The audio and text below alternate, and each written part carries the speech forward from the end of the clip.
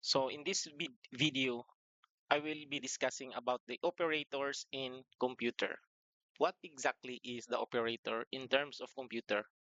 Specifically in computer programming, no? So operators are used to perform different types of mathematical and logical computations. So the example in real life, the operators are kaning plus, minus, no? Kana sila. Mga operators na sila. But there are many types of operators. So what I will discuss in this video is only those most used types operators in computer science and in IT and in computer. So there are maybe about five types of operators, but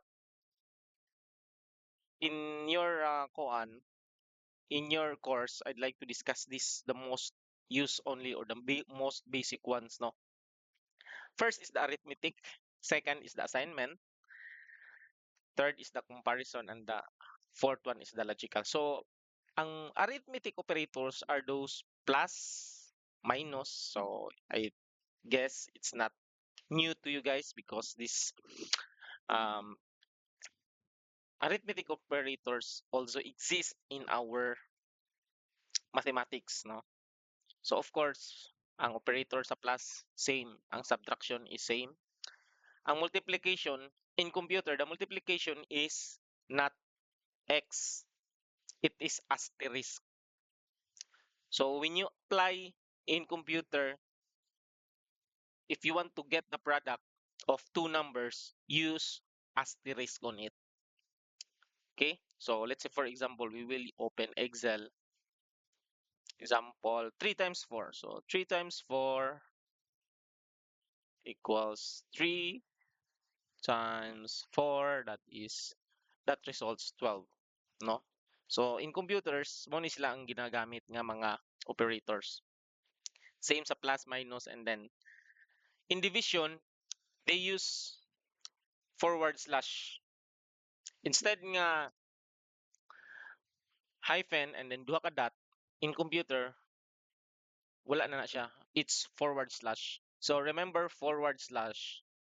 Um, there are two types of slash in computer na naapod siya backslash, which is kani backslash ay forward slash, ang backslash kay ina ni. So forward slash ha. And then the modulo. Of course, ang division no kabalo na mo ana unsay result. I-divide ra ang number. Ang modulo is kuhaon ang remainder. Example, 10 modulo 3. So, kung ato nang i-calculate, 10, 10 divide, so wala man ni sa kuan, 10 divide 3, that is 3.33. When you use modulo, I mean ka 10 modulo, I don't know mo, work ba din ni sa Excel 10 modulo 3. So, so I will run it in computer program. I have here a sample JS file. So, okay.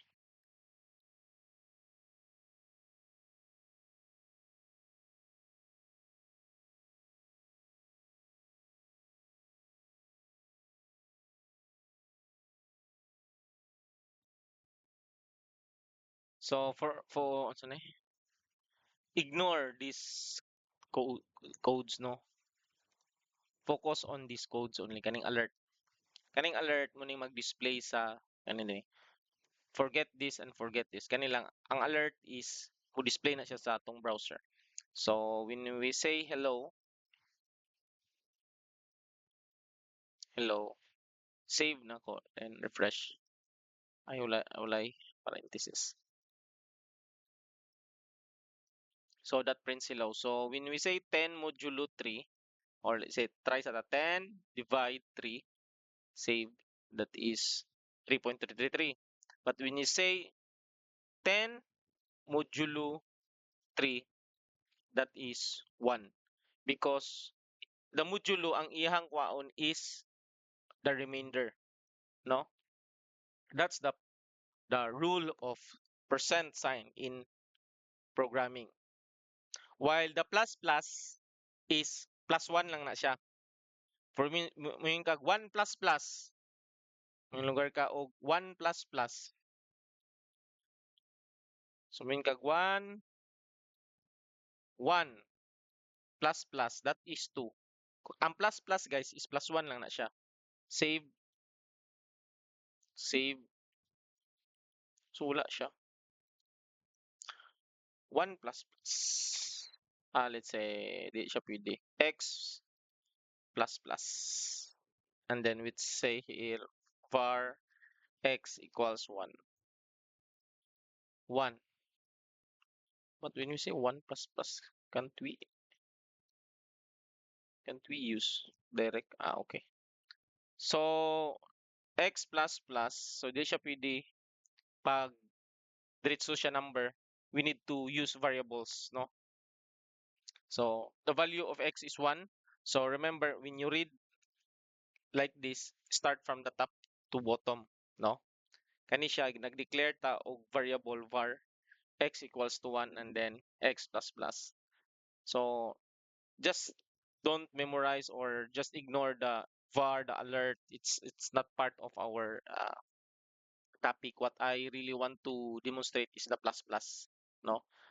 When you see a plus plus on a variable, no, or any certain variable, um, just think nga nag-add na siya og 1. And then opposite of plus plus is that. So the name, by the way, of that one is the increment, no? Increment 1. And then the minus minus is the decrement. Okay? So these are the basic arithmetic operator in programming. While the assignment operators is equals, no? Muna siyang pinaka-basic yun. So kung mag-set ka og value ni x, for example, x equals to 1, x equals to 1, then you print it. So 1 na siya. Mag-set ka ni value og ni hello na. So in programming, there are two major types sa value nga pwede nimo ibutang sa variable. Number one is number, katulang number. And the second one is the string. So ang string is always enclosed with double quote or single quote. String na siya nga type. Duha ka type ang pinaka-major gyud. So in this case, we put a value on x as a string. Save, refresh. So nagdi-display niya ang x is hello. Why? Because ang value ang i-print ana dili ang x itself gyud. Sir, what if the x itself akong gusto i-print? So make it this as a string na. So literal gyud niya yang i-print dia, di ba? But please do not practice this. Do not confuse yourself because it is already a programming site. Just focus on the value. Unsay giset nimo sa value sa imong variable? Unsa nga type? Is it a number or is it a string? Okay? So use equal to set a value to a variable. And then the another basic assignment is the addition assignment. Kini siya. Plus equals. Wala ka. Saan na siya? Kaning x plus equals y is equivalent to x equals x plus y. So let's say again, um, tanta din o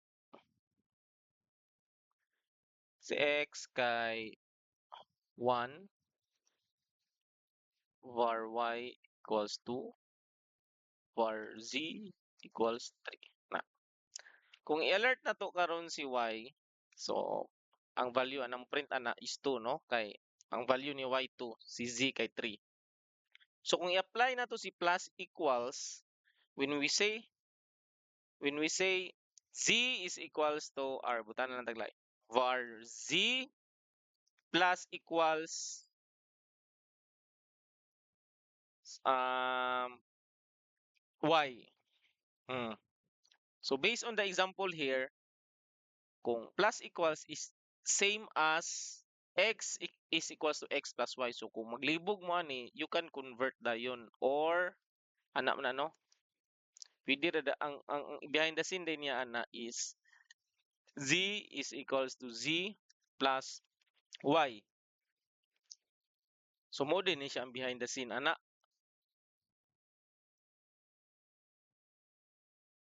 Okay? So the value now for z is pila man? 3 plus 2 is 5.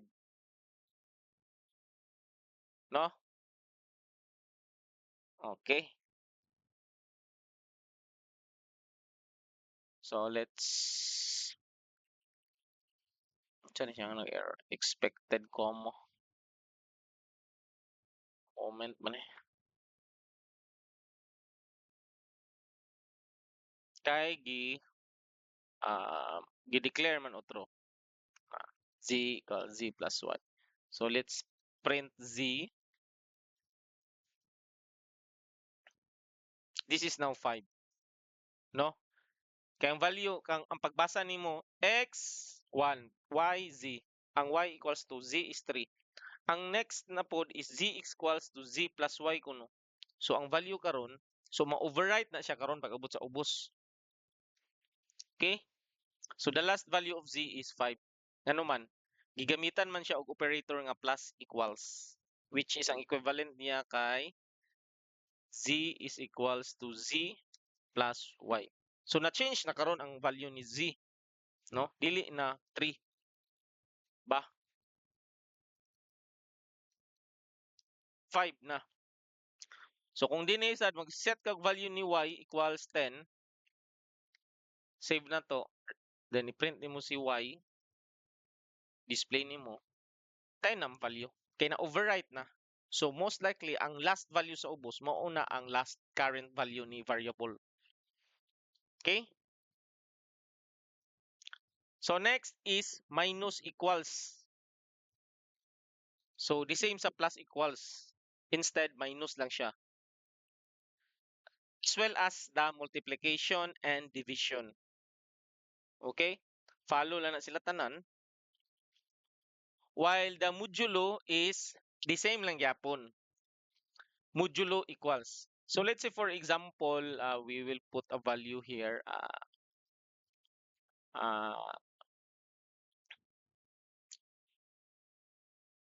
Y plus, one man ba? Y equals 10 man to. Y equals 10. Libog-libogon, no? Y modulo equals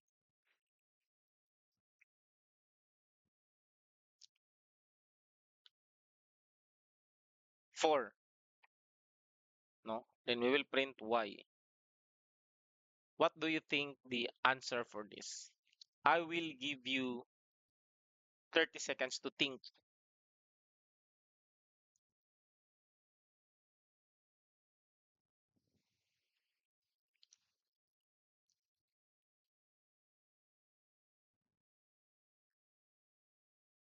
Okay, so the value for y, so diri ko no, pag-abot sa last, 10 naman na. Pag-abot din gihimo pagid na siya og sa to, y is equals to y modulo 4. So pila man na siya ang 1. Mao kuno ni siya ang behind the scene ani. So that is pila man ang value sa y is 10. Modulo 4 gikuha ra mang remainder 10 divide 4, no? Pila 2 kay 4 8 pila yung remainder 2. So we expect nga 2 ang answer. So let's check, save and then refresh. See? So that's the purpose of modulo guys. Gikuha lang niya ang remainder. Okay? So that's the purpose of assignment operators when you see a combination of plus equals, subtraction, minus equals or subtraction assignment, multiplication assignment, division assignment, and the modulo assignment. Okay? And then the third operator is the equal to. Equal to, equal value and equal type, not equal, not equal value or not equal type. So first is equal to. So equal to. Ang equal to is we use double equals when we want to check the equal to, no? Ano eh? Example, delete na ni, pwede mo malibog. Is 1 equals to x. What do you think is the answer? True or false ni ang basta na gani kuan guys. Basta na gani comparison operator ng gamiton, ang result din na is true or false. So this one is 1. Kung sa ganin double equal to is 1 equal to x, which is 1. So sa answer true. We expect true. True. See? So true ang answer. So let's say is 1 equals to y. Say refresh. False. Kaya nga naman, ang value ni y is 2 naman. So muna siya purpose sa equal to. Gi-condition na nimo. I-check na nimo kung equal ba sila. No? Equal to na siya. Another operator for equal to is tulo ka equal. Equal value and equal type. So, kato siya ganina tong i-check is equal value raman. Kani siya karon is apilo na to ang equal type. Var A equals to 1.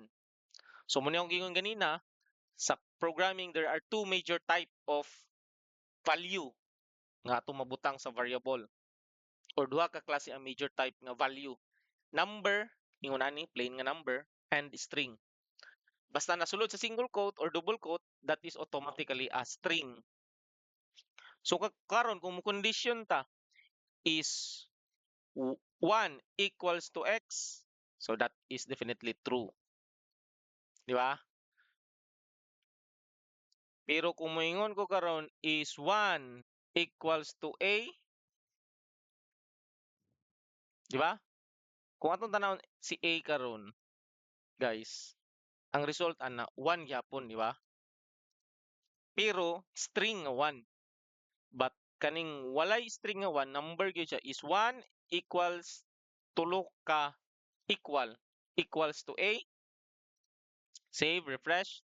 False nga naman, equal value and equal type. So kinahanglan equal iyahang value ug equal pud iyahang type. Equal iyang value 1, no? Kay ang value sa a 1 nga string. Pero ang iyang type dili pareha. Kani siya 1 nga number, kani siya 1 nga string. So nagets ninyo? So same value but different type. But when we say tulo, but when we check kanang lugar, same, no, tulo ka, same operator, equal value and equal type, but we will put here x. So definitely that will become true dapat, no? Kay 1 ang value ni x and then same sa siya number. Wala siya nakasulod sa string. So save, refresh. See? So bisan pag balihon ra na siya guys, doesn't matter ang inyong pag-condition. Okay? So that's the purpose of tulo ka equal compared to sa duha lang ka equal. Ang equal to is value lang yang gi-check. For example, no? Is 1 equals to a, pero duha ra ka book. Value ra man ni, pero different type. No, check na to kung true ba gyud. True siya, no? Same yung value but different type. Okay? That's how strict the computer is, no? Literal kay no, kabalo gid sila. And then when you see semicolon exclamation and equals, that is not equal pud nga ang tawag ana. So unsa po purpose niya na? So let's say for example, so remember ha, pag comparison gani ang result is true or false. So remember, so in this case, um is is x not equal to y? True or false?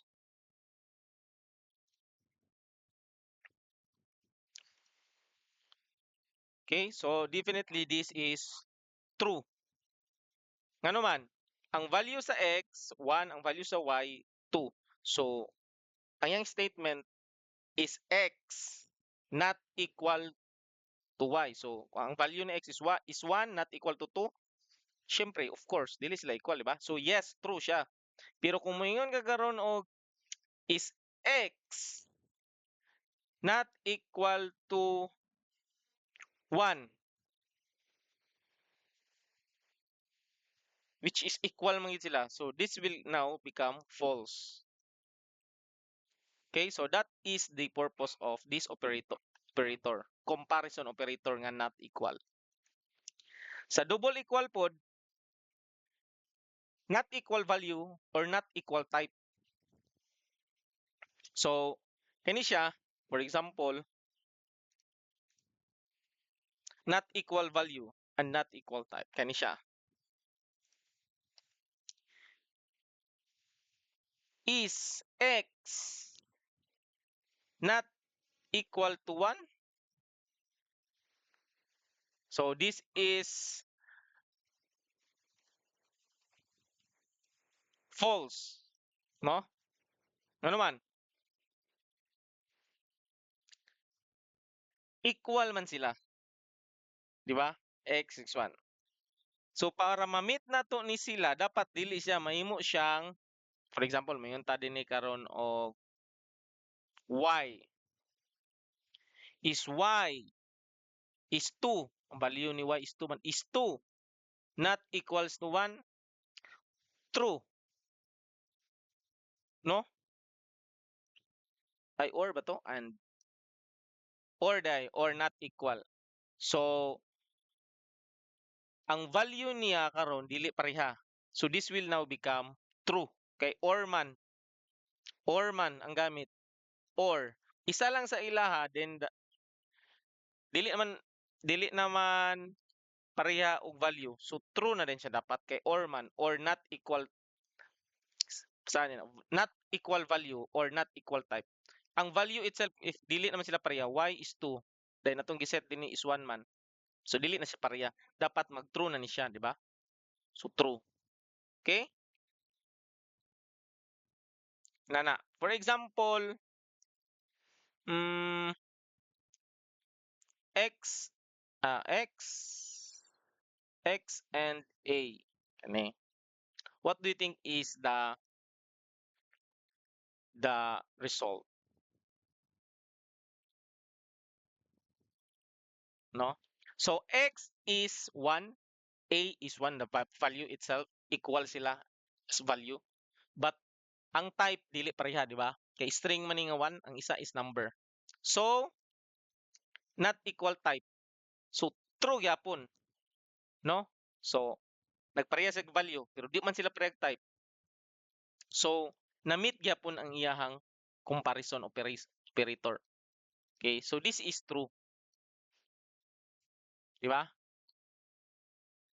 So kanus ara magini siya ma-false kung di siya kung pareha siya value o pareha siya type. So let's say for example, main cog is x not equals to 1. Kani siya equal man ang value, equal pa gid ang type. So this now become false.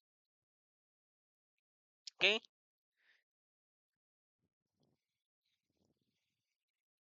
And then of course the greater than. So let's say for example is x greater than. So elementary man nga topic. Is x greater than 1? False kay ngano man pareha man na sila value, di man siya mas dako sa 1. So this is false, no? Kung balihon nato, ang what lisan na ni y is y lesser than 1? Yes, true, no? True. Pero kung balihon nato is y less than 1, false din siya. So that's the greater than and lesser than. While the greater than or equal, so let's say for example is y lesser than 1. So this is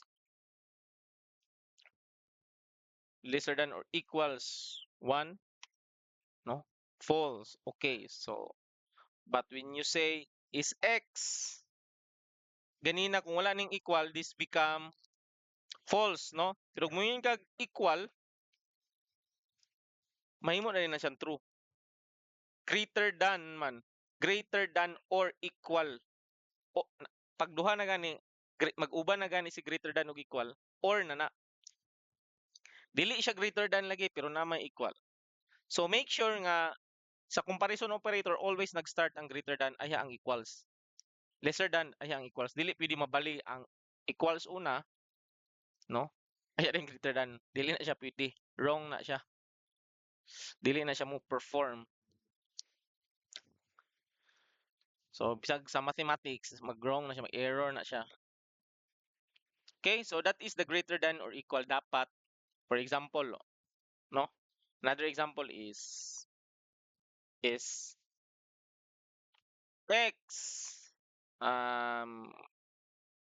greater than or equal 0. So that is what? False kay one man, no? Kung balihon nato na siya, ay it-set na to ang value ni x into 0, then that becomes true kay equal man siya. Okay? So basically those are the basic comparison operator. And lastly, the logical operator. So as I have discussed last week nga kung and na gani ang gamiton, basically dapat duha ka condition true so that the entire statement will become true. Kung or isa lang true sa ilaha, then the entire statement is true. So a good example, so parehas sige sugo mo sa inyong mama pagpalit og royal, ay kung naay royal o kung naay sprite nga 1.5, pagpalit og harina kay maghimo lugar mog pancake. So example na siya, kuyaw kay nga pancake kay naay sprite og royal, no? So kung naay sprite nga 1.5 ug kung naay royal, pagpalit og harina. So kung naa na siya, pero kung sir sprite mama, ma kung sprite ra pero royal na ayaw na. False na siya, dili na pwede. Or kung royal ra walay sprite, no? Ay na pagpalit og harina. So ana siya, dapat sila duha ang mamit. Ang or nga sugo nak pagpalit og sprite or 7 up, palit og harina. So kung mangita lang kag naabay 1.5 nga 7 up or sprite, pagpalit bisag asa lang sa ilaha kung naa, magpalit na kag harina. No? So that is a example. So in here, in our previous topic, we use algorithm. So that's why we use the word and. So in this case, the operator is dili na word and, kundili double and. So let's say for example, 1 equals to is x equals to 1 and 2 equals to y. Ano, greater than or equals to y. So kani siyang first statement true kay false kay ang x 0 man, false, no?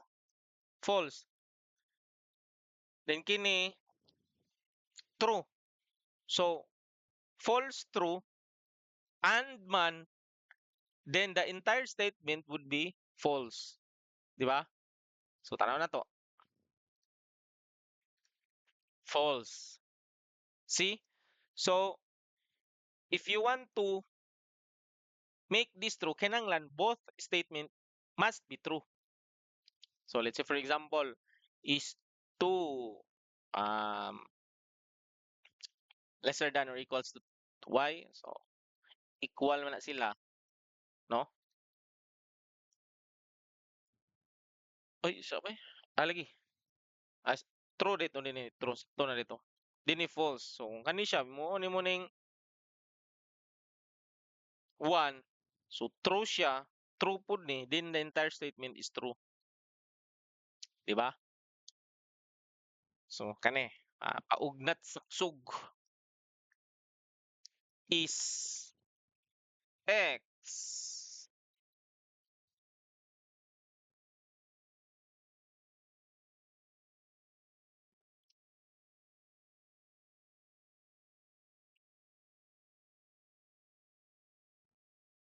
Kani. So what do you think will be the answer? You have 10 seconds.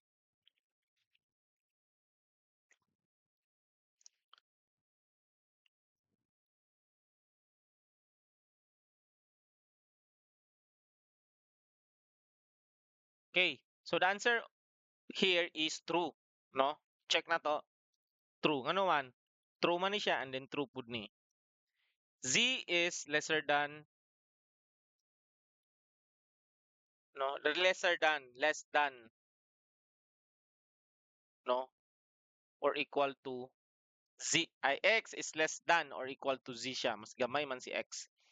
While here, Z is greater than or equal sa Y. So, true, true. Kaya ang X, 1 raman, then kani 3. Di ba? So, kung behind the scene, ani, this is 1,